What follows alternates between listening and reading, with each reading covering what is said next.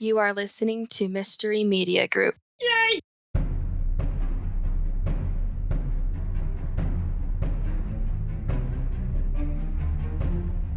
A few months ago, I was reading a book by Jeff Meldrum. I think it's called Legend Meets Science or Science Meets Legend or whatever. And I decided to just write an email and tell him how much I liked it and see if I can head up to his lab up in Idaho State, just over the border, about 2 hours away. And within about half hour to an hour, he wrote back and said, sure. So we kind of went back and forth, talked and emailed and set a time and date. And I was going to go up with my daughter and wife, but my wife got sick. So I almost kind of pushed it away. Then I said, no, I'll take McKinley. That's our daughter. And we went up there, and it was really interesting. Like, when you walk upstairs to his lab, and the first thing you see is the big old Sasquatch, like, on the wall, the poster of Patty. And then he comes to the door, he's real nice, real social, no air of, like, I'm famous around him at all. Just talking to a professor, somebody off the street. And yeah, so he showed us around. He asked what I was there for. I kind of told him I wanted to meet him and ask him questions, see what he had to say about some of the things in my book. Some of the stuff he had, I've never seen before. He actually has a cast of the back end of a Bigfoot. It sat down on a muddy berm, and it's imprinted. It shows the hair outlines. It actually shows the butt crack. It shows the anus that he said. And it's amazing stuff. He has a butt cast of a Bigfoot. And he has so many tracks. So many. He had cases of them. I bet he has, oh my goodness. My daughter thinks he had over 1,000. I wouldn't doubt that.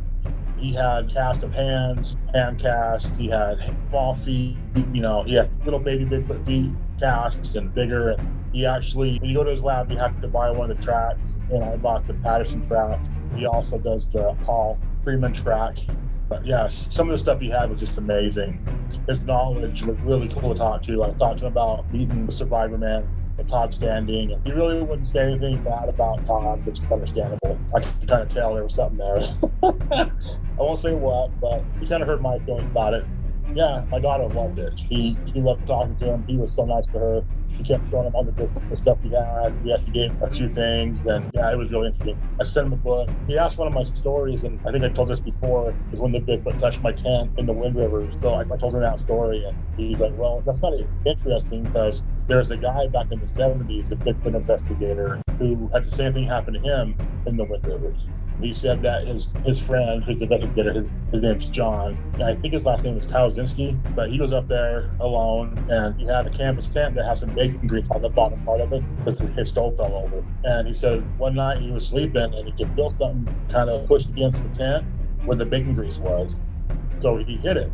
He thought he hit the nose and he something soft with it.